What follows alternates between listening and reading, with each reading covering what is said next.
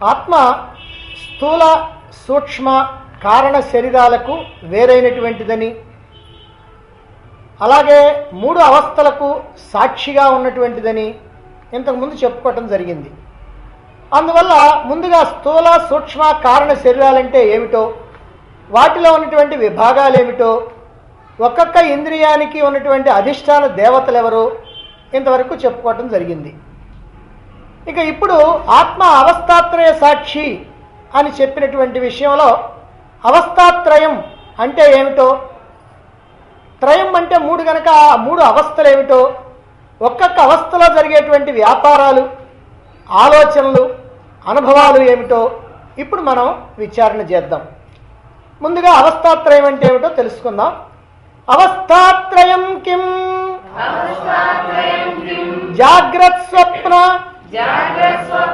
సుషుప్త్యవస్థ. అవస్థాత్రయం కిం? జాగ్రత్ స్వప్న సుషుప్త్యవస్థ. అది అవస్థాత్రయం కిం. అవస్థాత్రయం అంటే ఏమిటి?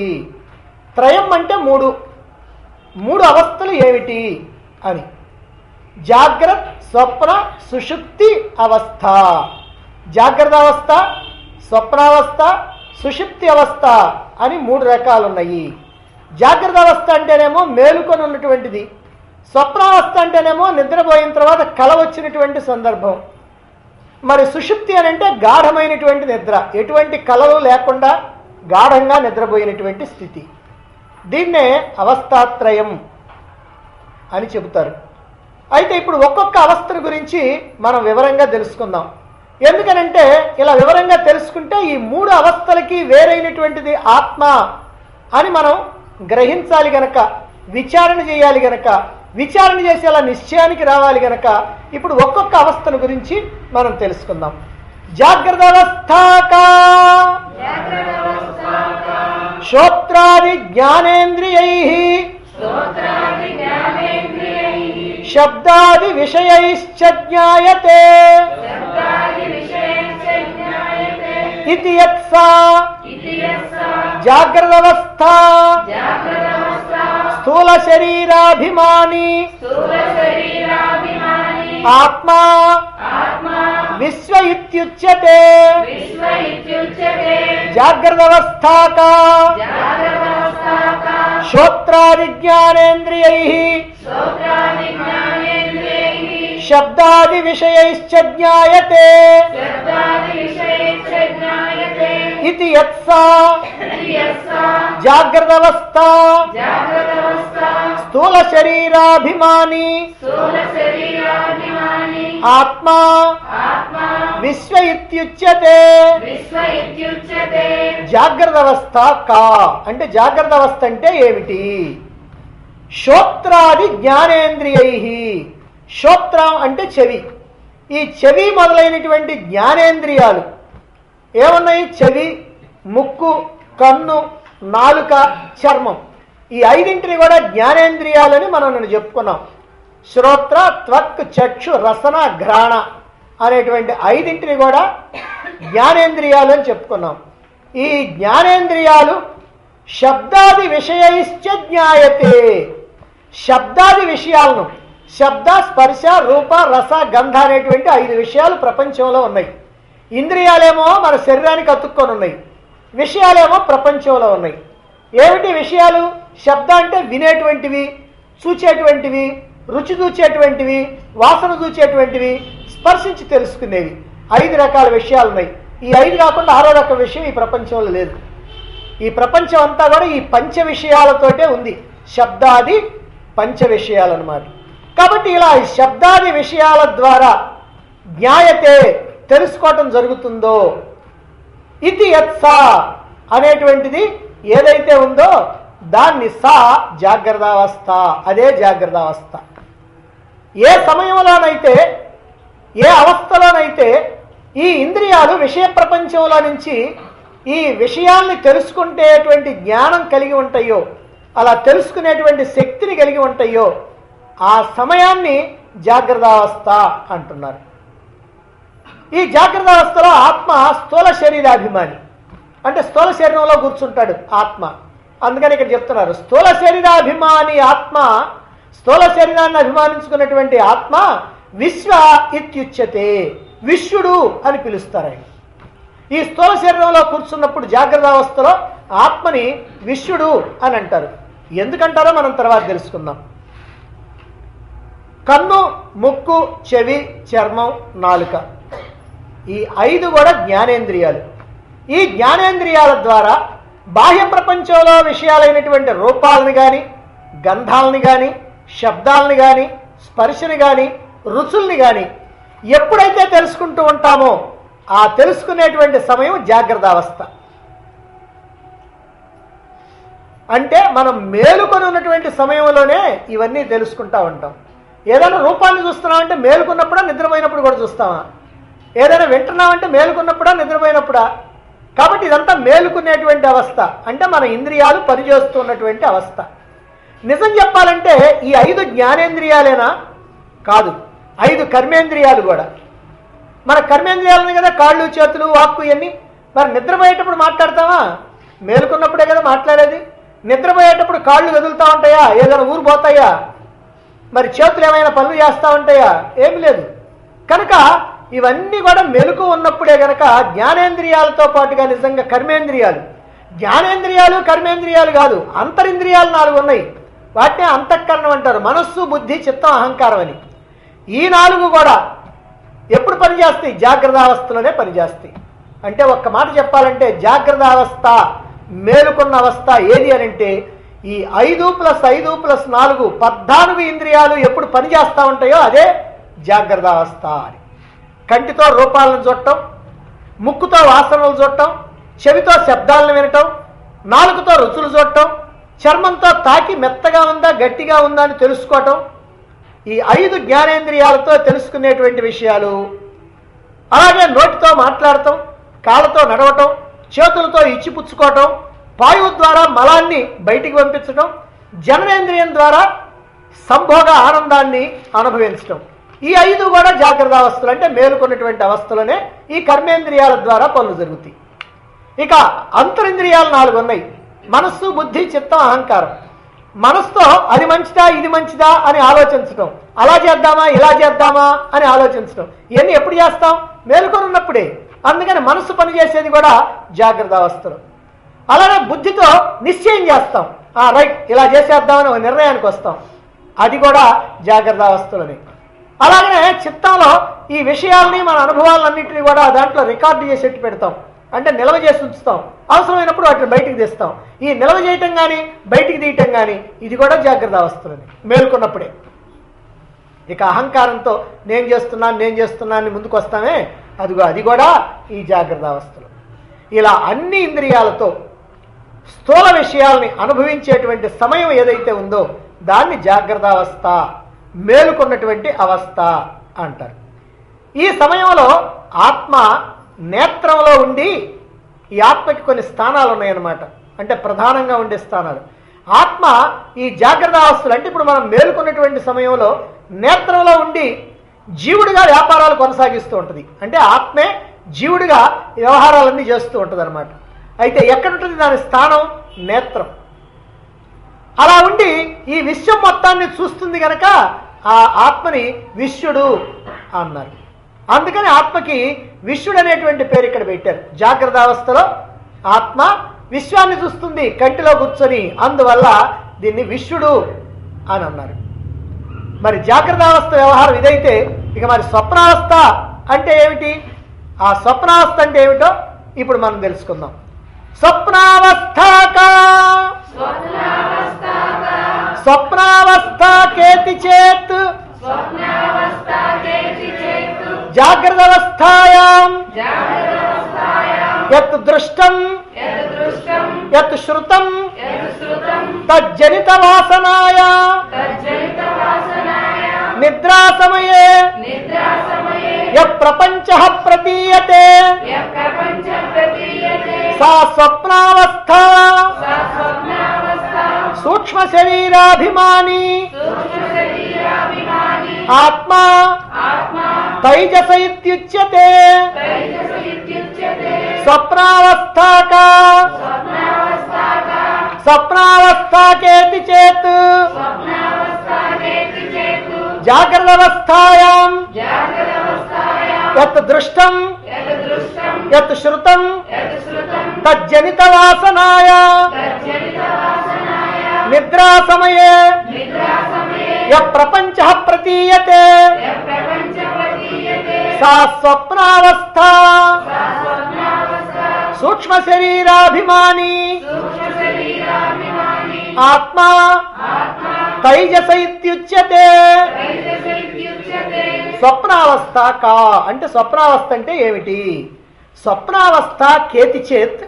స్వప్నావస్థ అంటే ఏమిటంటే కేతి చేత్ అంటే ఏమిటంటే స్వప్నావస్థ అంటే ఏమిటి ఇక్కడ చెప్తున్నారు. జాగ్రత్త జాగ్రత్త అవస్థలో అంటే మేలుకున్నటువంటి సందర్భంలో యత్ దృష్టం యత్ శృతం, దేన్నైతే చూస్తావో దేన్నైతే వింటావో. ఏం చేస్తుంటాం మేలుకున్నటువంటి సమయంలో? కళ్ళు ఉన్నాయి కాబట్టి అన్నింటినీ చూస్తూ ఉంటుంది, చెవులు ఉన్నాయి కాబట్టి అన్నింటినీ వింటూ ఉంటుంది. కాబట్టి యత్ దృష్టం యత్ శృతం జాగ్రత్త అవస్థాయ, జాగ్రత్త అవస్థలో దేన్నైతే చూస్తుంటామో దేన్నైతే వింటుంటామో ఆ చూసి విన్నటువంటి వాటిట్లో కొన్ని ఏమవుతుందంటే తజ్జనిత వాసనాయ, వాటిట్లో బాగా కొన్ని మన మనస్సులో ముద్రలు పడిపోతాయి. ఆ ముద్రలనే వాసనలు అని అంటారు. అంటే ఏదైనా ఒక విషయాన్ని కనుక చూస్తే, ఒక వస్తువుని కనుక చూస్తే కొన్ని వాళ్ళకి ఆ వస్తువు మీద ఉన్నటువంటి ప్రీతి చేత లేదా ద్వేషం చేత ఆ వస్తువుకు సంబంధించినటువంటి విషయం ముద్ర పడిపోద్ది. మీకు ఎన్నాళ్ళ నుంచో చాలా కాలం నుంచి కనపడకుండా ఉన్నటువంటి మిత్రుడు ఈరోజు కనపడ్డాడు అనుకోండి, అతడితో మాట్లాడతారు, ఎంతో ఆనందంగా ఉంటారు. అదేమవుతుందనంటే మీ మనసులో ఒక ముద్రగా పడిపోద్ది. అంటే మళ్ళీ మళ్ళీ గుర్తుకొస్తూ ఉంటుంది అనమాట. అతను శత్రువును చూశారు, వాడి మొహం చూడకూడదని అనుకున్న తర్వాత ఇప్పుడు వాడు కనపడ్డాడు. వద్దనుకున్నా సరే తర్వాత వాడు గుర్తుకొస్తానే ఉంటాడు. వీటి ముద్రలు అంటారు. అంటే మనం చూస్తాం వింటాం అన్నీ బాగానే ఉన్నాయి, కానీ చూసినటువంటి విషయాల్లో విన్నటువంటి విషయాల్లో కొన్ని ఏమవుతాయనంటే మన మనస్సులో ముద్రగా పడిపోతుంటాయి అన్నమాట. వాటిని ఇక్కడ వాసనలు అన్నారు. కాబట్టి చూసినటువంటి విన్నటువంటి వాటి వల్ల తజ్జనిత, వాటి వల్ల పుట్టినటువంటి వాసనలు, వాసనాయ ఆ పుట్టినటువంటి వాసనలు నిద్రా సమయే మనం నిద్రపోయిన తర్వాత ప్రపంచ ప్రతీయతే ఒక ప్రపంచాన్ని చూపిస్తాయి. ఆ చూపించేటువంటి ప్రపంచం ఏదైతే ఉందో సా అది స్వప్నావస్థ. అది స్వప్నావస్థ. స్వప్నావస్థ అంటే ఏమిటో మనకు తెలుసు. రాత్రిపూట మనం ప్రపంచాన్ని చూస్తాం, ఈ ప్రపంచానికి సంబంధం లేదు, అక్కడ వేరే ప్రపంచం ఉంటుంది. ఆ ప్రపంచమే స్వప్నావస్థ. సూక్ష్మ శరీరాభిమాని, సూక్ష్మ శరీరాన్ని అభిమానించుకున్నటువంటి ఆత్మ. ఇక్కడ స్వప్నావస్థలో సూక్ష్మ శరీరాన్ని అభిమానించుకుంటుంది ఆత్మ. ఆ సూక్ష్మ శరీరంలో కూర్చుంటుంది ఆత్మ. అలా కూర్చొని ఉన్నటువంటి ఆత్మని తైజస ఇది ఉచ్యతే, తైజసుడు అంటారు. ఇంతకుముందు విశ్వడు అన్నారు, ఇప్పుడేమో ఈ సూక్ష్మ శరీరంలో కూర్చున్నటువంటి ఆత్మని తైజసుడు అన్నారు. ఎందుకన్నారో మనం తర్వాత తెలుసుకుందాం. జాగ్రత్త అవస్థలో ఆత్మ చైతన్యం స్థూల శరీరం ద్వారా వ్యక్తమవుతుంది. అంటే మాట్లాడటం, నడవటం, పనులు చేయటం, చూడటం, వినటం మొదలైనటువంటి స్థూల శరీర కర్మలన్నీ జరుగుతూ ఉంటాయి. ఎప్పుడు? జాగ్రత్త అవస్థలో, మెలకుగా ఉన్నటువంటి సమయంలో. అయితే స్వప్నావస్థలోకి వెళ్ళేటప్పటికీ స్థూల శరీరం బాగా అలసిపోయి స్తబ్దంగా పడి ఉంటుంది. ఎందుకంటే పగలంతా పనిచేసేది స్థూల శరీరం కదా. ఈ స్థూల శరీరం పనిచేసిన తర్వాత ఇది అలసిపోద్ది. చాలామందికి ఒక విషయం తెలియదు, మనకి స్థూల శరీరం సూక్ష్మ శరీరం రెండు ఉన్నాయి. స్థూల శరీరం ముందు అలసిపోద్ది, సూక్ష్మ శరీరం తర్వాత అలసిపోద్ది. అంటే దానికి అలుపు తక్కువ, దీనికి అలుపు ఎక్కువ. ఇప్పుడు మనకి భూమి ఉందనుకోండి, వేడికి బాగా వెంటనే చప్పున వేడెక్కుద్ది. అదే నీరుందనుకోండి లేటుగా వేడెక్కుద్ది, చాలా లేటుగా. ఎండాకాలంలో భూమి ఉందనుకోండి, కాలు పెడితే మండిపోతూ ఉంటుంది. ఆ సమయంలో నీళ్ళల్లో కాళ్ళు పెట్టండి, ఏముండదు. కానీ తెల్లవారు వేకువజామున స్నానానికి వెళ్తారు కొంతమంది. ఆ వెళ్ళినప్పుడు నీళ్ళు వెచ్చగా ఉంటాయి. ఎందుకని అంటే నిన్న పగటి వేడి అంతా ఇప్పుడు పీల్చుకొని ఉంటుంది నీళ్ళకి. అంటే చప్పును చల్లారి చప్పును వేడెక్కేది భూమి అయితే లేటుగా ఆలస్యంగా చల్లారి ఆలస్యంగా వేడెక్కి ఆలస్యంగా చల్లారేటువంటిది నీరు. అదేవిధంగా ఇక్కడ కూడా శరీరము మనస్సు రెండు కష్టపడుతుంటాయి. ఇప్పుడు పగలు మనం పనిచేస్తున్నప్పుడు శరీరము కష్టపడుతూ ఉంటుంది, మనస్సు కష్టపడుతూ ఉంటుంది. అయితే ఎవరికైనా సరే ముందుగా శరీరం అలసిపోద్ది, తర్వాతనే మనస్సు అలసిపోద్ది. శరీరం అలసిపోయిన తర్వాతనేమో శరీరం చప్పగా పడి ఉంటుంది, మనసు పనిచేస్తూ ఉంటుంది. మనసు కూడా అలసిపోయింది అనుకోండి, శరీరం మనస్సు రెండు పోతే అప్పుడు గాఢ నిద్ర. రెండు పోయిన తర్వాత ఇది మనకు ప్రతిరోజు ఉన్నటువంటిది. రెండు పనిచేస్తుంటే జాగ్రత్త అవస్థ, స్థూల శరీరం పని చేయకుండా సూక్ష్మ శరీరం పనిచేస్తా ఉంటే స్వప్నావస్థ, రెండు పని చేయకపోతే గాఢ నిద్రావస్థ. కాబట్టి స్వప్నావస్థలోకి వెళ్ళేటప్పటికీ స్థూల శరీరం అలసటతో స్తబ్దంగా పడి ఉంటుంది. అప్పుడు సూక్ష్మ శరీరం పనిచేయటం ప్రారంభిస్తుంది. సూక్ష్మ శరీరం అంటే మనస్సే. సూక్ష్మ శరీరం చేసేటువంటి పనులు ఎప్పుడు కూడా పైకి కనిపించేటువంటివి కావు, కేవలం మనస్సులో కల్పించటమే. సూక్ష్మ శరీరం చేసేటువంటి పనులు మనసులో కల్పించుకోవటమే. అయితే మనసు ఒక స్వప్న ప్రపంచాన్ని సృష్టించుకొని ఒక ప్రపంచాన్ని సృష్టించుకుంటుంది, అందులో తనను కూడా సృష్టించుకుంటుంది. ఇప్పుడు మన అసలు రూపం, మన యొక్క దేహమేమో అక్కడ మంచం మీద పడి ఉంటుంది, కానీ స్వప్నంలో తిరిగేటువంటి దేహం అది ఎక్కడి నుంచి వచ్చింది? అది మనసు సృష్టించింది. మరి స్వప్నంలో నువ్వు చూసేటువంటి ఇతర దేహాలు వాటిని నీ మనసే సృష్టించింది. మరి స్వప్నంలో నువ్వు ఒక కొండనో పర్వతాన్ని చూసావు అనుకో, అది ఎవరు సృష్టించారు? అది మనసే సృష్టించింది. ఓ నదో సముద్రమో చూసావు అనుకో, అది ఎవరు సృష్టించారు? దాన్ని మనసే సృష్టించింది. ఒక ఇల్లు తగలబడిపోతుంది అనుకో, ఎవరు సృష్టించారు? మనసే సృష్టించింది. అంటే ఈ స్వప్న ప్రపంచం మొత్తాన్ని, చూచేదాన్ని చూడబడేదాన్ని మొత్తాన్ని కూడా ఎవరు సృష్టించారంటే ఈ మనస్సే సృష్టించింది. ఈ మనసు అట్లా ప్రపంచాన్ని సృష్టించి ఆ ప్రపంచంలో తన యొక్క ప్రతిరూపం, అంటే ఆ మనసు సృష్టించినటువంటి ప్రతిరూపం అలా తిరుగుతూ ఉంటుంటుంది, ఏదేదో పనులు చేస్తూ ఉంటుంది, ఏవో కష్టాలు సుఖాలు దుఃఖాలు బాధలు భయాలు పొందుతూ ఉంటుంది. కాసేపు దుఃఖిస్తూ ఉంటుంది, కాసేపు ఆనందిస్తూ ఉంటుంది. స్వప్నంలో ఈ అనుభవాలన్నీ కూడా మనకి ఎక్కడి నుంచి వస్తున్నాయి, ఇది మనం చాలా జాగ్రత్తగా గ్రహించాలి. స్వప్నం అనేటువంటిది ఒకటి ఉంది. ఆ స్వప్నంలో ఎక్కడెక్కడి నుంచో ఏవేవో విషయాలన్నీ మనకు కనపడతా ఉన్నాయి. ఒక్కొక్కప్పుడు మనం అంటుంటాం, ఏమండి అసలు నేను కనీసం ఇట్లాంటిది ఊహించను కూడా ఊహించలేదండి, నాకు అలాంటి కళ వచ్చిందంటాం. కొంతమందికి అనుకున్నటువంటివే వస్తూ ఉంటాయి, కొంతమందికి అప్పటి ఆలోచనలు, ఆ రోజు ఆలోచనలు, ఆ రోజు చూసినటువంటి విన్నటువంటివి అవే వస్తూ ఉంటాయి. కొంతమందికి అసలు అవి రావు, ఎప్పటియో తెలియదు. అంటే అర్థం ఏంటంటే నీవు చూచినవి కానీ నువ్వు విన్నటువంటివి కానీ, అంటే మెలకువలో ఉన్నప్పుడు నువ్వు చూచినటువంటివి నువ్వు విన్నటువంటివి. జాగ్రత్తావస్థాయాం యత్ శృతం యత్ దృష్టం. జాగ్రత్తావస్థలో నువ్వు ఏవైతే చూచావో, ఏవైతే విన్నావో, ఏ రకమైనటువంటి కోరికలు నీకు ఉన్నాయో, ఏ తీరని కోరికలు ఉన్నాయో, లేకపోతే అణిచివేయబడినటువంటి కోరికలు ఏవైతే ఉన్నాయో, ఏ రకమైనటువంటి అనుభవాలు ఉన్నాయో, అవన్నీ కూడా వాసనలుగా ముద్రపడతాయి, నీ మనస్సులో వాసనలుగా ముద్రపడతాయి. ఇప్పుడు శరీరం కాస్త అలిసి నిద్రపోయేటప్పుడు ఈ మనసు ఇంకా అలవదు కదా, దానికి కాస్త ఓపుకుంది, పని చేసేటువంటి ఓపుకుంది. అందుకని అది ఏం చేస్తుంటే దాంట్లో ఏ ముద్రలు అయితే పడి ఉన్నాయో ఆ ముద్రలకి అనుగుణంగా ఓ ప్రపంచాన్ని సృష్టిస్తుంది. అంటే ఈ ముద్రలన్నీ కలిసి ఒక రూపాన్ని సృష్టించుకుంటాయి. ఆ రూపాన్ని సృష్టించుకుండి అది స్వప్నంలాగా సాక్షాత్కరిస్తుంటుంది అన్నమాట.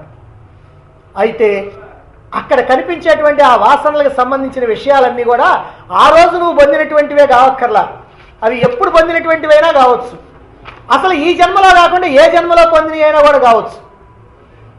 ఇప్పుడు నువ్వు అలా బజార్కి వెళుతూ ఒక కొత్త కారు చూసావు, ఆ కారులో ఒక వ్యక్తి దర్జాగా వెళుతూ ఉన్నాడు. ఆహా, కారు ఉన్నటువంటి వాడు ఎంత దర్జాగా ఉంటాడు మనకు తెలుసు. అంత దర్జాగా వెళుతూ ఉంటే నువ్వు చూసావు, నీకు కూడా అనిపించింది, అబ్బా నాకు కూడా కారులో తిరగాలి అని. ఎందుకంటే అలాంటి కోరిక ఇంతకు ముందు కూడా ఉంది. ఇప్పుడు అది చూసిన తర్వాత ఆ కోరిక ఒక్కసారిగా పెళ్ళుబికింది. ఆ పెళ్ళుబికి ఆ తర్వాత దాని గురించి అబ్బా ఎందుకండి ఈ జన్మ, అసలు సుఖాలు భోగాలు అనుభవించిన జన్మ ఎందుకు, అసలు అలాంటి కారు లేకపోతే ఇంకా ఎందుకు అసలు మన బ్రతుకు అని ఇలా ఏదో నీకు అలా అనిపించింది. కానీ కారు కొనటానికి కానీ దాన్ని మెయింటైన్ చేసుకోవటానికి కానీ కావలసినటువంటి ఆర్థిక స్తోమత నీకు లేకపోవచ్చు. అలా ఉన్నప్పుడు దాని గురించి ఎన్నో రకాలైనటువంటి ఆలోచనలు చేస్తుంటావు. సరే, రాత్రి అయింది, నిద్రపోయావు. ఈ నిద్రపోయినప్పుడు ఇప్పుడు నీవు ఒక కోటీశ్వరుడివి, దర్జాగా 4 కార్లు కొన్నావు. ఆ 4 కార్లలో ఆఫీసుకు పోయేటప్పుడు 1 కారు, ఎక్కడికైనా టూర్కు పోయేటప్పుడు 1 కారు, ఏదైనా స్నేహితులతో ఎక్కడికైనా పోయేటప్పుడు 1 కారు, ఇట్లా వాడుకుంటా ఉన్నావు. లేదా కార్లు అమ్ముకునే వ్యాపారస్తుడిగా పుడతావు. ఎందుకనంటే రోజు కార్లు చూస్తూ ఉండాలి. దీనికి అంతటి కారణం ఏమిటంటే అదిగో ఆ ముద్ర. ఆ కారు నడిపేటువంటి వాడిని చూసి నీలో వచ్చినటువంటి ఆలోచనలు నీలో ముద్రలుగా పడ్డాయి. కాబట్టి ఈ స్వప్నం వచ్చింది. ఎవరు తయారు చేశారు ఈ స్వప్నాన్ని? మనసు తయారు చేసింది. మనసు తయారు చేయడానికి దానికి మ్యాటర్ ఎక్కడి నుంచి వచ్చింది? నువ్వు పగలు చూసినటువంటి విన్నటువంటి విషయాలు, వస్తువులు, ఆలోచనలు, వాటికి సంబంధించి అన్నమాట. అలాగే ఒక కుర్రవాడు, 10 సంవత్సరాల కుర్రవాడు ఉన్నాడు. బజార్కి వచ్చి అలా బజార్లో ఏదో పని మీద వెళుతున్నాడు. అలా వెళుతూ ఉంటే అప్పుడే ఆ ఊరికి ఒక సర్కస్ వస్తే వాళ్ళు ప్రచారం కోసం ఏనుగులు తీసుకొని బజార్కి వచ్చారు. ఓ పెద్ద ఏనుగులు అంబారీ కట్టుకొని దాని మీద మావటివాడు కూర్చొని అదిగో తిరుగుతూ ఉన్నారు. గంటలు కట్టుకొని గంటలు వాయించుకుంటా ఏనుగులు వస్తూ ఉన్నాయి. ఆ ఏనుగులు చూస్తున్నాడు వీడు. ఆ ఏనుగు చూస్తుంటే ఇంతవరకు ఎప్పుడు చూడలే ఏనుగు. వమ్మో ఎంత ఉంది ఏనుగు అని అనుకున్నాడు. ఆ ఏనుగును చూసినటువంటి ఆ ఆశ్చర్యం వాడి మనసులో ముద్రపడిపోయింది. సరే కొంతసేపట్లో దాంతో పాటుగా తిరిగాడు. మరి వాడికి ఇంట్లో చెప్పినటువంటి పని ఉంది కాబట్టి మళ్ళీ వెళ్ళాడు. అలా వెళ్ళిన తర్వాత కొంత దూరం పోయిన తర్వాత ఒక ఆమె ఎర్ర చీర కట్టుకొని పోతా ఉంది. ఆ ఎర్ర చీర కట్టుకొని పోతా ఉంటే అది వీడి కంట్లో పడ్డది. కంట్లో పడితే ఆ ఎరుపు రంగు ఆ కంట్లో పడేటప్పటికల్లా అబ్బా అని అనుకున్నాడు. అది ఒక ముద్ర పడిపోయి సరే ఇంకొంత దూరం పోయాడు. తిరిగి వస్తా ఉన్నాడు. ఇంటికి వస్తున్నాడు. వచ్చినప్పుడు ఒకడెవడో సిగరెట్ నోట్లో పెట్టుకొని రింగులుగా పొగ వదులుతూ ఉన్నాడు. ఇది చూశాడు. అట్లా నిలబడి చూశాడు. ఎందుకంటే అటు రింగులుగా వదలటం వాడికి ఏదో ఆశ్చర్యంగా ఉంది. ఇదే మొదటిసారి చూడటం. అందుకని వాడు ముద్ర పడిపోయాడు. ఇప్పుడు ఏం పడ్డాయి వీడికి? ఓ ఏనుగును చూశాడు, ఎర్ర చీర కట్టుకున్నటువంటి ఆమెను చూశాడు. ఆ తర్వాత సిగరెట్ పొగలుగా వదులుతూ ఒకడు కనిపించాడు. సరే అయిపోయింది. ఈ 3 వాటిలో బాగా ముద్రలు పడిపోయి రాత్రి నిద్రపోయాడు. నిద్రపోయిన తర్వాత వాడికి కళ వచ్చింది. ఆ కళ ఏంటంటే ఏనుగు ఎర్ర చీర కట్టుకొని సిగరెట్ తాగుతుందంట. అది వాడికి వచ్చినటువంటి కళ. అయితే ఇది ఎవరు సృష్టించారు? దీన్ని మనసు సృష్టించింది. ఎందుకంటే మనసులో పడినటువంటి ముద్రలు ఏవైతే ఉన్నాయో ఆ ముద్రలన్నీ కలిసి ఒక రకమైనటువంటి కథని, ఒక రకమైనటువంటి స్క్రీన్ ప్లే తయారు చేసి దాని ప్రకారం అక్కడ కళ అనేటువంటిది వచ్చింది. అయితే మనసు ఇవన్నీ ఊహించాలంటే శక్తి కావద్దు, కావాలి కదా. మరి ఆ శక్తి ఎక్కడి నుంచి వస్తున్నది? అది ఆత్మ నుంచే వస్తున్నది. ఆత్మ నుంచే ఏ శక్తి వచ్చినా, ఎవరికి వచ్చినా, ఏ ఇంద్రియానికి వచ్చినా ఆత్మ నుంచి రావాల్సిందే. అంటే ఆత్మ మనసు అనేటువంటి వేషాన్ని వేసుకొని ఒక నాటకాన్ని రాసుకుంది. ఏమిటా నాటకం? దేన్ని ఆధారంగా చేసుకొని రాసుకుంది? మనం కూడా ఏదైనా కథ రాయాలంటే మనకి ఎక్కడో జరిగింది చూస్తేనో, ఏదన్నా మనకి అనుభవంలో ఉన్నదో, మన బజార్లో ఎక్కడన్నా జరిగినటువంటిదో దానికి చిలవల పలవలు గురించి ఒక కథ రాస్తాం అనమాట. అలాగనే మనసు ఏం చేస్తుందంటే మేలుకున్నటువంటి అవస్థలో ఏదైతే చూసిందో, ఏదైతే విన్నదో, ఏ జ్ఞాపకాలైతే మనస్సులో ముద్రలు పడిపోయినాయో, ఏ అనుభవాలైతే మనస్సులో ఉన్నాయో వాటి ఆధారంగా కథను రాసుకొని అదే డైరెక్ట్ చేస్తూ అదే అన్ని పాత్రలు ధరించి నాటకాన్ని బాగా రక్తి గట్టిస్తుంది. అలా నాటకాన్ని రక్తి గట్టించి ఆ నాటకంలో తాను ఒక పాత్రధారి అయి రకరకాలైనటువంటి అనుభవాలు పొందుతుంది. అయితే ఈ అనుభవాలు కానీ వాటి యొక్క ఫలితాలు కానీ అన్నీ కూడా ఆ మనస్సు అనేటువంటి ఆ ముసుక్కే కానీ ఆత్మకు కాదు. ఎందుకని? ఆత్మ మనసు అనేటువంటి ముసుగేసుకొని చేసిందనమాట. కాబట్టి ఈ ఫలితాలన్నీ కూడా ముసుక్కే, అంతే తప్ప ఆత్మకు కాదు. చూడండి మీరు ఒక ఉదాహరణ. రామారావు రాత్రి రాజు వేషం వేశాడు నాటకంలో. వేసిన తర్వాత అందులో అంటున్నాడు, నా రాజు, నా రాజ్యం, నా ప్రజలు అని అంటున్నాడు. ఆహా సరే, బ్రహ్మాండంగా డైలాగులు బాగున్నాయి, జనం చప్పట్లు కొట్టారు, అన్నీ బాగానే ఉన్నాయి. ఇంతకీ రాజ్యానికి కర్త రామారావా? ఆ వేషమా? వేషమే. రామారావుకి ఏ రాజ్యం ఉంది? తెల్లారి పొద్దున్నే కిళ్ళి బొంకు మీద కూర్చుంటాడు. కాబట్టి ఆ రాజ్యం, నా రాజ్యం, నా రాజ్యం, నా ప్రజలు అంటున్నాడే, ఎవరు? ఆ వేషం, అంతేగాని రామారావు గారు. రాజ్యం రామారావుదా? వేషానిదా? వేషానిదే. రామారావుకి ఏ రాజ్యం లేదు. కాబట్టి ఆత్మ యొక్క చైతన్య శక్తితో మనస్సు ఈ స్వప్న ప్రపంచాన్ని సృష్టించుకొని ఏమి చేసినా, ఏమి అనుభవించినా కర్త భోక్త, చేసేది అనుభవించేది మనస్సే గాని ఆత్మ కాదు. మరి ఆత్మ ఏం చేస్తుంది సాక్షిగా ఉంటుంది. ఆత్మ అవస్థాత్రయ సాక్షి అంటే ఆత్మ కేవలం సాక్షిగా ఉంటుంది. ఈ కథంతా నడిపేటువంటిదంతా కూడా మనస్సు. కాబట్టి కేవల సాక్షిగా ఉండేది. కేవల సాక్షి అంటే ఏమిటంటే ఇలా చెయ్యమని కానీ, మనసుకి ఇలా చెయ్యమని కానీ, ఇలా చెయ్యొద్దని కానీ, ఇలా కథను సృష్టించమని కానీ, లేదా ఇదిగో ఈ ఉన్నాయి దీంతో ఒక కథ రాయమని కానీ ఇలా ఏమీ చెప్పదు, ఏమీ నిర్ణయించదు, ఏమీ చెయ్యదు, ఏమీ చెప్పదు. కేవలం జరిగేదాన్ని చూస్తూ ఉంటుంది. అందువల్ల ఆత్మ అనేటువంటిది కేవలం సాక్షి మాత్రమే. ఇలా సూక్ష్మ శరీరంలో ఉండి దానిని అభిమానించుకున్నటువంటి ఆత్మ జీవరూపంగా ఎక్కడుంటుందనంటే కంఠస్థానంలో ఉంటుంది. ఇందాక కంటిలో ఉంటుంది, ఇంకా చెప్పాలంటే కుడి కంటిలో ఉంటుంది, ఇప్పుడు కంఠస్థానంలో ఉంటుంది. సూక్ష్మ శరీరంలో కూర్చున్నటువంటి ఆత్మ కంఠస్థానంలో ఉంటుందన్నమాట. అలా ఉండి ఈ మొత్తాన్ని కూడా తెలుసుకుంటూ ఉంటుంది, అన్నీ చూస్తూ ఉంటుంది. మరి అలా చూస్తూ ఉండేటువంటి దాన్ని ఏమన్నారు? తైజస్సుడు అన్నారు. ఈ ఆత్మకి ఇక్కడ పేరేం పెట్టారంటే తైజస్సుడు అన్నారు. ఎందుకనండి తైజస్సుడిని పెట్టారు? తైజస్సుడు అని అంటే తేజస్సు గలవాడు అని అర్థం. తేజస్సు అని అంటే శక్తి, అలాగనే జ్ఞానం, రెండు ఉంటాయి. తేజస్సులు అంటే వేడి వెలుగు ఉన్నట్టుగా శక్తి జ్ఞానం రెండు ఉంటాయి. శక్తి వలనేమో ప్రపంచాన్ని సృష్టిస్తుంది, జ్ఞానం వలనేమో దానిని చూస్తూ అనుభవాలు పొందుతుంది. కాబట్టి శక్తి జ్ఞానం ఈ రెండు ఉన్నటువంటి వాడు గనక ఆ జీవుడిని అక్కడ తైజస్సుడు అన్నారు. ఈ ప్రకారంగా ఈ తైజస్సుడు ఎక్కడుంటాడు? కంఠంలో ఉండి ఈ కార్యకలాపాలన్నీ కూడా నిర్వహిస్తూ ఉంటాడు. ఇప్పుడు రెండు అవస్థల గురించి మనం చెప్పుకున్నాం. ఇప్పుడు చెప్పుకోవాల్సింది మూడవది సుషుప్తి అవస్థ. అదేమిటో చూడండి. అతః సుషుప్త్యవస్థాకా అహం కిమపి నా జానామి సుఖేన మయా నిద్ర అనుభూయత ఇది సుషుప్త్యవస్థ కారణ శరీరాభిమాని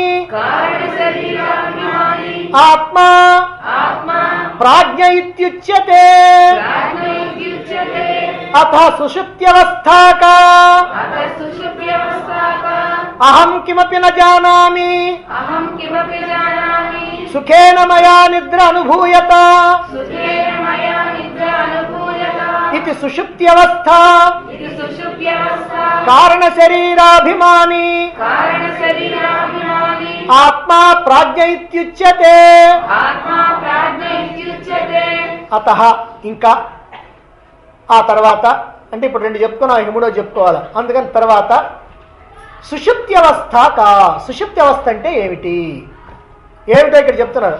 అహం కిమపి న జానామి, నాకు ఏమీ తెలియదు. అహం నాకు, కిం అపి ఏ మాత్రం కూడా నా జానామి నాకు అసలు ఏమీ తెలియదు. సుఖేన హాయిగా మయ నా చేత నిద్ర అనుభూయత బాగా నిద్ర అనుభవించబడింది, అంటే నేను హాయిగా నిద్రపోయాను. ఇది సుషుప్తి అవస్థ. ఇది సుషుప్తి అవస్థ అండి. గాఢ నిద్ర ఏమిటి? గాఢ నిద్ర ఎట్లా ఉంటుంది? నాకేమీ తెలియదండి, హాయిగా నిద్రపోయాను. మిమ్మల్ని ఎవరైనా సరే రాత్రి గాఢ నిద్ర ఎట్లా ఉంది అని అంటే అప్పుడు నీకేమైనా తెలిసిందా? నువ్వెవరో నీకు తెలిసిందా? నీ భార్య ఎవరో తెలిసిందా? నీ భర్త ఎవరో తెలిసిందా? నీ దేవుడో తెలిసిందా? నువ్వు ఎక్కడున్నావో తెలిసిందా? ఏమీ తెలియదండి నాకు. మీరేం అడగక్కర్లా, అసలు నాకేమీ తెలియదు. మరి ఏం తెలిసాయా? హాయిగా నిద్రపోయారండి. అబ్బా భలే ఆనందంగా. ఇది ఇలా అన్నటువంటి సందర్భం ఏదైతే ఉందో అది గాఢ నిద్ర. ఇక దాన్ని సుషుప్త అవస్థ అంటారు. కారణ శరీరాభిమాని ఆత్మ. ఆత్మ ఇక్కడ కారణ శరీరాన్ని అభిమానించుకొని ఆ కారణ శరీరంలో కూర్చుంటుంది. అప్పుడు దాన్ని ప్రాజ్ఞ ఇత్యుచ్యతే, దాన్ని ప్రాజ్ఞుడు అన్నారు. ఇక్కడ చూడండి, ఖచ్చితంగా ఒక వరుసలో ఉంది. జాగ్రత్త అవస్థలోనేమో జాగ్రత్త అవస్థను అభిమానించుకునేటువంటి ఆత్మ విష్ణుడు, స్వప్నావస్థను అభిమానించుకున్నటువంటి ఆత్మ తైజస్సుడు. మరి కారణ శరీరాన్ని అభిమానించుకున్నటువంటి ఆత్మ అంటే సుషుప్తి అవస్థలో కారణ శరీరాన్ని అభిమానించుకున్నటువంటి ఆత్మ ప్రాజ్ఞుడు. జాగ్రత్త అవస్థ ఏమో స్థూల శరీరం ప్రధానం, స్వప్నావస్థ ఏమో సూక్ష్మ శరీరం ప్రధానం. మరి గాఢ నిద్ర సుషుప్తి అవస్థ ఏమో ఏ శరీరం మనకు తెలియదు, కారణ శరీరం అంటారు. అంటే ఈ రెండిటికి ఈ కార్యాలకి కారణమైనటువంటిది కనుక కారణం అంటారు. అంతే తప్ప మనకి తెలిసింది అంటే కిమపి నా జానామి, నాకేమీ తెలియదు. ఇది మాత్రం మనకు తెలుసు, ఏమీ తెలియదన్న సంగతి తెలుసు. సరే, 5 కర్మేంద్రియాలు, 5 జ్ఞానేంద్రియాలు, 4 అంతఃకరణాలు, మొత్తం 14 పరికరాలు ఉన్నాయి మన దగ్గర. ఈ 14 ఇంద్రియాలు కూడా పనిచేస్తూ ఉండే టైం ఏమో జాగ్రత్త అవస్థ. ఈ 14 ఇంద్రియాలు పని చేయకుండా ఒక్క మనస్సు మాత్రమే, ఆ పని అంటే ఇక్కడ పని కాదు, ఆ మనస్సు మాత్రమే ఊహించుకోవటం, తల్లాదాన్ని ఊహించుకోవటం, ఒక ప్రపంచాన్ని సృష్టించడం, అది స్వప్నావస్థ. ఈ 14 ఇంద్రియాలు అసలు పని చేయకుండా ఉండేటువంటిది సుషుప్తి అవస్థ. పని చేయకుండా ఎక్కడికి పోతున్నాయండి? ఎక్కడికి పోతున్నాయంటే వాటి అసలు కారణమైనటువంటి అజ్ఞానంలో. అజ్ఞానం అంటే కారణ శరీరం, కారణ శరీరం అంటే అజ్ఞానం. ఇదేమిటండి అజ్ఞానం? కారణ శరీరం అంటే ఏదైనా శరీరం ఏమీ లేదు ఇక్కడ. అజ్ఞానం ఏమిటి? అజ్ఞానం అంటే ఆత్మని మరపించే స్థితి, ఆత్మని తెలుసుకోవడానికి వీలు లేని స్థితి. మనం ఆత్మను కనుక తెలుసుకోవాలంటే జాగ్రత్త అవస్థలో తెలుసుకోవాలి, స్వప్నావస్థలో సుషుప్తి అవస్థలో ఏం తెలుసుకుంటాం? కాబట్టి ఇది పూర్తి అజ్ఞానం.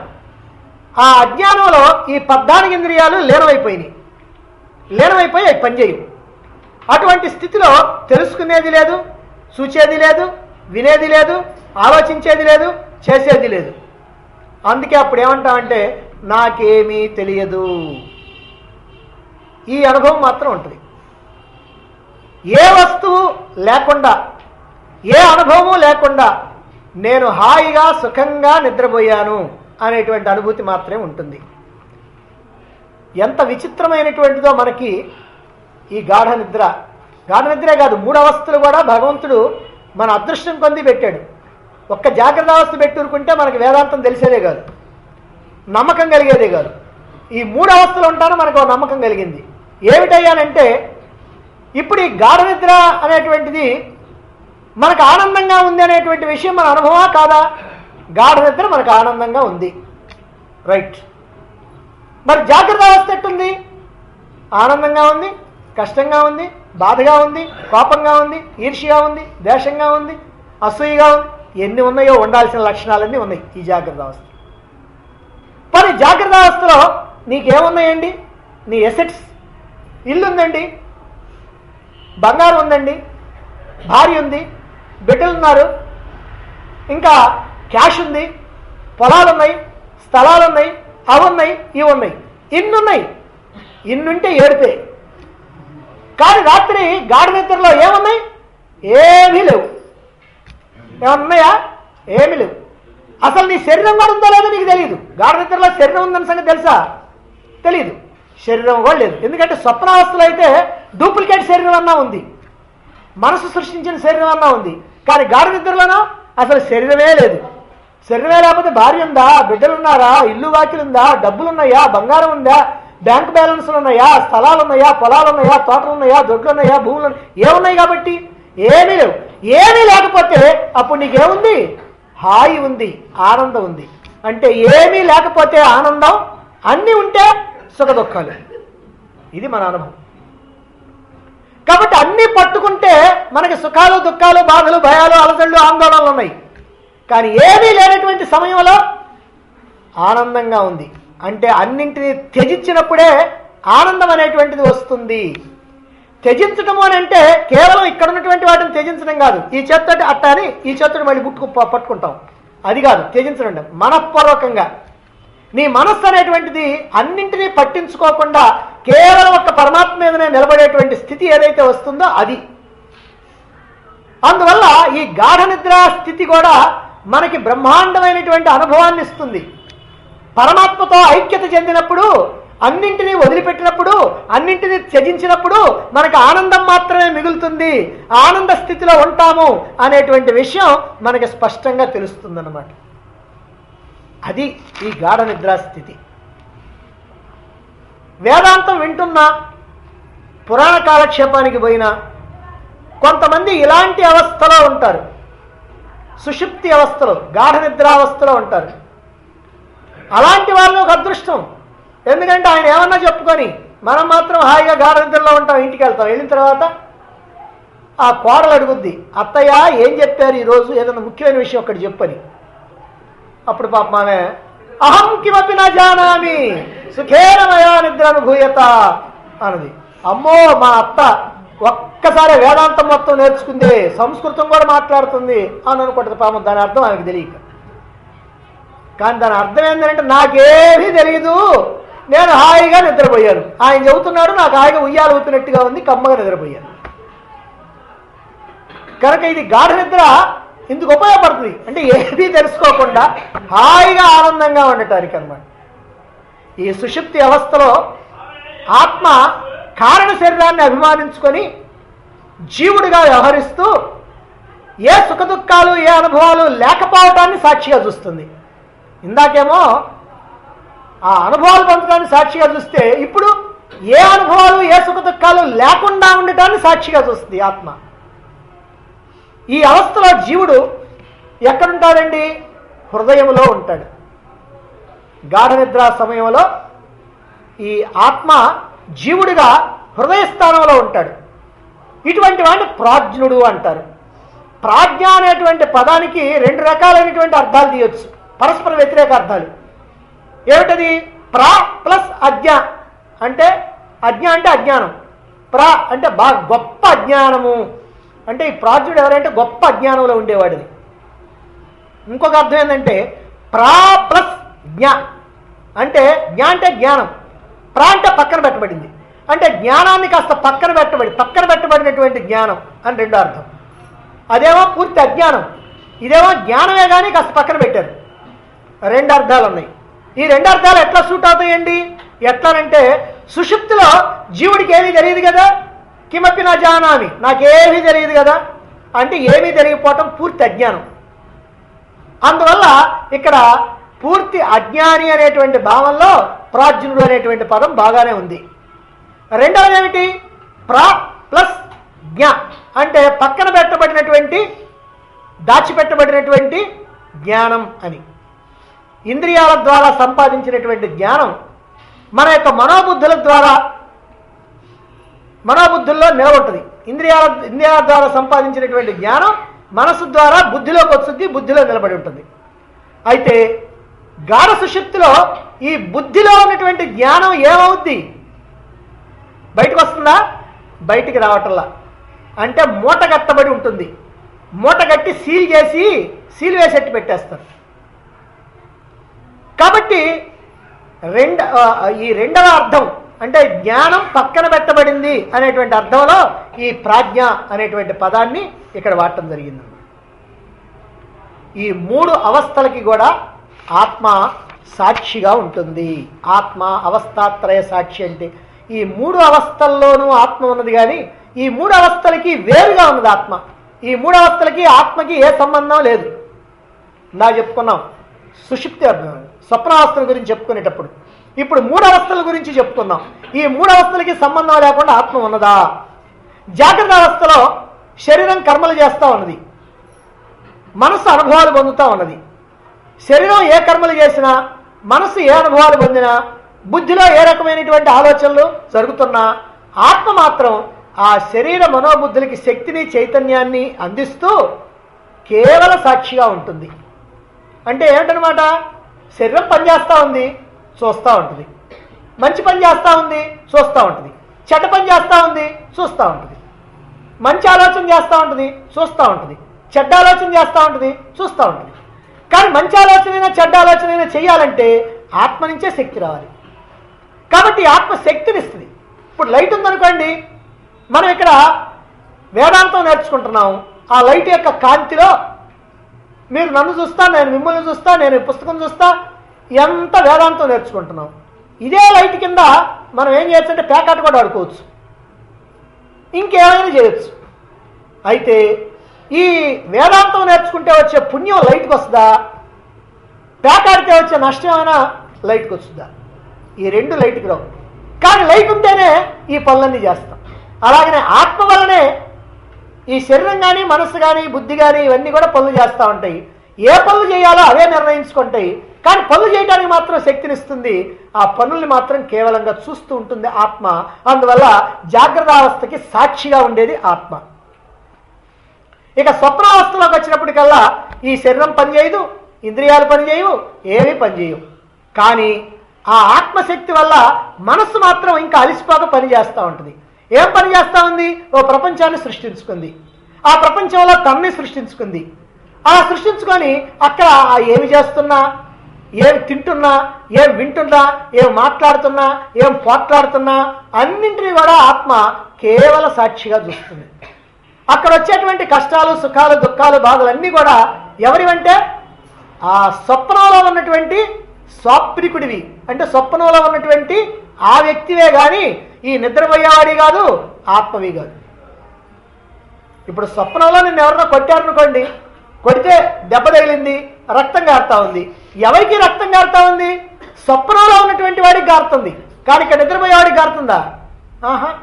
కాబట్టి వీడికి సంబంధం లేదు. అలాగనే ఆత్మకు కూడా ఏ సంబంధము లేదు. అందువల్ల ఆత్మ కేవల సాక్షి. ఇక సుషుప్తి అవస్థలోకి వచ్చేటప్పటికల్లా మనోబుద్ధులు కారణ శరీరంలో దాక్కుంటాయి. శరీరం పనిచేయదు, మనోబుద్ధులేమో కారణ శరీరంలో లీనమైపోయి ఉన్నాయి. ఇప్పుడు ఏ సుఖ దుఃఖాలు లేవు. ఏ సుఖ దుఃఖాలు లేకపోవటాన్ని ఇప్పుడు ఆత్మ కేవల సాక్షిగా చూస్తుంది హృదయంలో కూర్చొని. అయితే మేలుకొన్న తర్వాత ఆ సుషుప్తిలో నీ అనుభవం ఏమిటో నువ్వు చెప్పగలుగుతావు. నాకేమీ తెలియదు, నేను హాయిగా నిద్రపోయాను. ఈ మాట నిద్రపోయేటప్పుడు చెబుతావా? మేలుకొన్న తర్వాత చెప్తావు. అంటే మేలుకొన్న తర్వాత చెబుతున్నావు అంటే అబద్ధమా? కాదు, నిజమే. నిజమంటే అప్పుడు నీ అనుభవం, అంటే ఈ అనుభవం నీకు అప్పుడు ఉంది. ఎప్పుడు? సుషుప్తిలో. ఏమనుంది? నాకేమీ తెలియదు, నేను హాయిగా నిద్రపోతున్నాను, నాకు హాయిగా ఉంది, ఆనందంగా ఉంది. ఈ అనుభవం అప్పుడు ఉంది కనుక మేలుకొన్న తర్వాత ఆ అనుభవాన్ని ఇప్పుడు నువ్వు చెప్తున్నావు. దీన్ని బట్టి ఆత్మ ఈ మూడు అవస్థల్లోనూ, అంటే జాగ్రత్త అవస్థలో స్థూల శరీరంలో ఉండి, స్వప్నావస్థలో సూక్ష్మ శరీరంలో ఉండి, సుషుప్తిలో కారణ శరీరంలో ఉండి, ఆ ఉండటం కూడా ఎలా అంటే అనుస్యూతంగా ఉండి, అంటే కటింగ్ లేకుండా, ముక్కలు కాకుండా అనుస్యూతంగా ఉండి, ఎడతెగకుండా ఉండి, అన్ని కర్మల్ని, అన్ని అనుభవాల్ని, అన్ని సుఖదుఖాలని వీటన్నింటినీ కూడా అనుభవిస్తూ లేకుండా ఉంటూ చేసేటువంటి ఈ శరీర మనోబుద్ధుల యొక్క విషయాలన్నింటినీ కూడా కేవల సాక్షిగా చూస్తుంది. అంటే కర్మలు చేస్తే ఆ కర్మల్ని చూస్తుంది, అనుభవాలు పొందుతుంటే అనుభవాల్ని చూస్తుంటుంది. ఏ అనుభవాలు లేకపోతే ఏ అనుభవాలు లేకపోవటాన్ని కూడా చూస్తూ ఉంటుంది. ఈ ప్రకారంగా మూడు అవస్థల్లో జరిగేటువంటి సమస్త విషయాల్ని కూడా కేవల సాక్షిగా చూసేటువంటిది ఆత్మ. అందువల్ల ఆత్మని అవస్థాత్రయ సాక్షి అన్నారు. దీనితో మనం ఆత్మకు సంబంధించినటువంటి రెండు విషయాలు పూర్తి చేశాం. ఒకటి శరీరత్రయ వ్యతిరిక్త, రెండవది అవస్థాత్రయ సాక్షి. ఇప్పుడు మూడవది అవుతుంది, అదేమిటి? పంచకోశాతీత సన్, అంటే ఇది పంచకోశాలకి అతీతమైనటువంటిది అని. అయితే ఆ పంచకోశాలంటే ఏమిటో, ఆ పంచకోశాలకు ఆత్మ అతీతం ఎలాగనో, ఆ పంచకోశాల్లో ఏమేమి ఉన్నాయో ఆ విషయాలన్నీ కూడా మనం రేపు చెప్పుకుందాం.